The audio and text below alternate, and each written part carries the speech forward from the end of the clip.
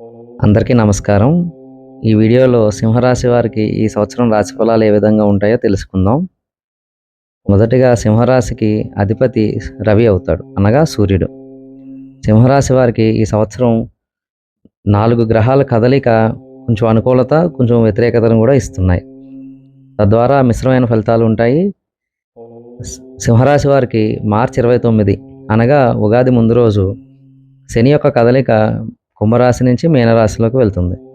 శని కదలిక అనగా సింహం నుంచి మీరు లెక్కపెట్టి చూస్తే సింహం, కన్య, తుల, వృశ్చికం, ధనస్సు, మకరం, కుంభం, మీనం అంటే 8వ స్థానం అవుతుంది సింహరాశి వారికి. దాన్నే అష్టమ శనిగా భావించవచ్చు. సింహరాశి వారికి ఈ సంవత్సరం మార్చి 29వ తారీఖున అష్టమ శని మొదలవుతుంది. ఇది 2.5 సంవత్సరాల కాలం పాటు ఉంటుంది. అష్టమ శని అనగా వ్యతిరేక ఫలితాలు ఉంటాయని అనుకోవాల్సిన పని లేదు. అష్టమ శనిలో అనుకూలతలు, వ్యతిరేకతలు మిశ్రమంగా ఉంటాయి. అది పూర్తిగా మన జాతకంలో శని యొక్క స్థితి మీద ఆధారపడి ఉంటుంది. ఇప్పుడు నేననే కాకుండా మీకు ఈ ఇంటర్నెట్లో జ్యోతిష్యం గురించి వివరాలు చెప్పేవారు, రాశి ఫలాలు చెప్పేవారు, వీరంతా కూడా గోచారం మాత్రమే చెప్తారు. ప్రత్యేకించి మీ జాతకం అన్నది ఎవరు విశ్లేషణ చేయలేరు. అది మీ జాతకం చూస్తే తప్పితే. ఇదంతా రాశి యొక్క ప్రభావాలు, గ్రహ కదలికల మీద గోచారం మాత్రమే చెప్తారు. ఆ గోచార ప్రభావం ప్రతి మనిషి మీద 30% మాత్రమే ఉంటుంది. మిగతా 70% ప్రత్యేకించి మీ పర్సనల్ జాతకం మీద ఆధారపడి ఉంటుంది. సింహరాశి వారికి అష్టమ శని యొక్క ప్రభావాలు ఏ విధంగా ఉంటాయంటే, ఉద్యోగం, వ్యవహారం, వ్యాపారం చేసే వాళ్ళలో ఈ గత ఫిబ్రవరి నెల నుంచి వీళ్ళకి ప్రభావం మొదలవుతుంది. అంటే చేస్తున్న ఉద్యోగంలో మార్పులు, చేర్పులు, మన జాతకంలో శని స్థితి బాగోకపోతే ఉద్యోగం కోల్పోవడం లాంటి పరిస్థితులు, శని స్థితి బాగున్న వాళ్ళు కొత్త ఉద్యోగాన్ని పొందడం, కొత్త వ్యాపారం మొదలు పెట్టడం లాంటివి జరుగుతాయి. ఉద్యోగ వ్యాపారాల రీత్యా అనుకూలతనిస్తాడు గురుడు స్థితి. అది మే 18వ తారీఖున గురుడు వృషభం నుంచి మిథునం మీదుగా ప్రయాణం అవుతుంది. సింహరాశి వారికి అష్టమ శని మొదలైన 2 నెలలు ఈ మార్చి 29వ తారీఖున షష్టగ్రహ కూటమి యొక్క ప్రభావం కూడా ఉంటుంది కాబట్టి ఈ 2 నెలల కాలం అంత అనుకూలంగా ఉండదు.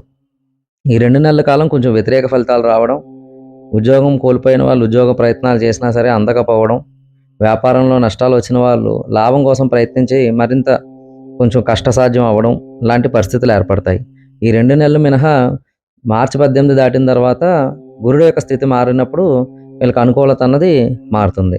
మార్చి 29వ తారీఖున అనగా మార్చి 19 ఉంటుంది రాహుకేతు యొక్క కదలిక. కన్యా రాశి నుంచి కేతు సింహంలోకి, మీనరాశి నుంచి కుంభంలోకి రాహు యొక్క కదలిక ఉంటుంది. కానీ అది పూర్తి కదలిక పూర్తి అయ్యేసరికి మే 29 సమయం పడుతుంది. 10 రోజుల సమయం పడుతుంది. అది మే 29కి జరుగుతుంది. ఈ కేతు యొక్క ప్రభావం కన్యా రాశి నుంచి సింహరాశిలోకి, ఈ రాహు యొక్క ప్రభావం మీనరాశి నుంచి కుంభరాశిలోకి జరుగుతుంది.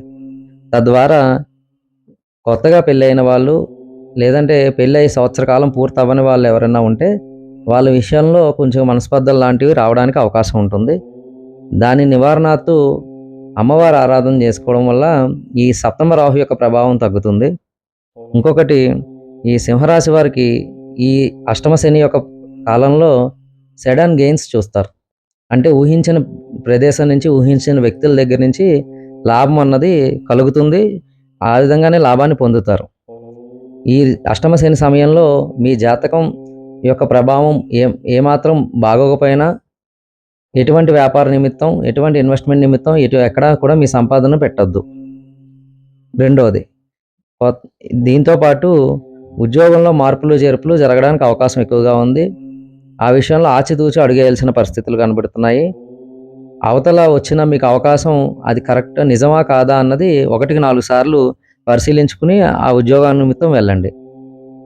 మీకు ఈ సింహరాశి వారికి ఈ అష్టమ శని కాలం అంటే 2.5 సంవత్సర కాలం, ప్రత్యేకించి ఈ సంవత్సరం మీ పెద్దల దగ్గర నుంచి అనుకూలత బాగా లభిస్తుంది. పెద్దల ద్వారా లాభాన్ని పొందుతారు. అంటే తండ్రి స్థానంలో ఉన్నవాళ్ళు, మీ పెద్దలు ఎవరైతే ఉన్నారో వాళ్ళ దగ్గర నుంచి లాభాన్ని పొందుతారు. ఆరోగ్య విషయానికి వస్తే సింహరాశి వారు కళ్ళు, పళ్ళు, జుట్టు ఈ 3 విషయాల్లో కొంచెం జాగ్రత్త పడాలి. ఆ 3 కొంచెం సమస్యలు మొదలవుతాయి.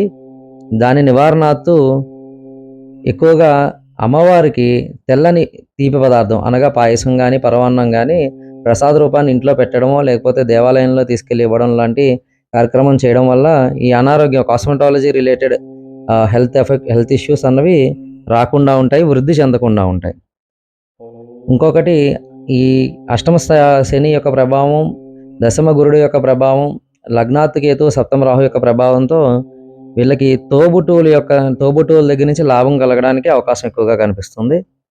సింహరాశి వారు ఈ వచ్చే సంవత్సరాలు 2 సంవత్సరాల్లో కూడా మీకేదైనా సమస్య వచ్చినప్పుడు అది పెద్దల్లోనే దాని సమస్య పరిష్కారం తెలుసుకోవడానికి ప్రయత్నం చేయండి. కోర్టు వరకు వెళ్ళకండి. కోర్టు వరకు వెళ్తే అది జటిలమయ్యి 3 సంవత్సరాల కాలం పాటు దాని నుంచి బయటపడడానికి అవకాశం ఉండదు. అందుకని పెద్దల్లోనే ఆ వ్యవహారాన్ని తేల్చుకుని ఆ సమస్య నుంచి బయటపడడం ఉత్తమం. సింహరాశి వారు చేసుకోవాల్సిన పరిహారాలు ఏమనగా చండీ హోమం చేసుకుంటే ఈ కాలంలో మీకు ఎటువంటి వ్యతిరేక గ్రహ ప్రభావాలు ఉన్నా కూడా మీకు నివృత్తయ్యి అన్నీ అనుకూలంగా మారతాయి. సింహరాశి వారికి ఈ వచ్చే సంవత్సరం అనుకూలత బాగా పెరుగుతుంది.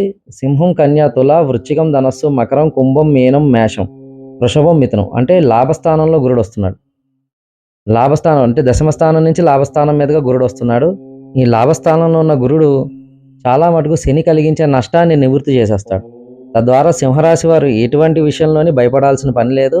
ఈ అష్టమ శని యొక్క ప్రభావం కానీ, లేకపోతే లగ్నాత్ కేతు, సప్తమ రాహు యొక్క ప్రభావం కానీ ఎటువంటి విధంగానూ సింహరాశి వాళ్ళకి కష్ట నష్టాలను తీసుకురాదు.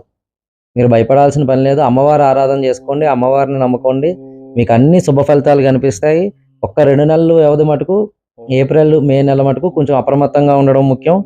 1కి 4 సార్లు ప్రయత్నం చేయడం ముఖ్యం. ఏ విషయంలో ఉన్నా అవి చేసుకోవడం ద్వారా ఈ పాపగ్రహాల ప్రభావం నుంచి తప్పించుకోగలుగుతారు.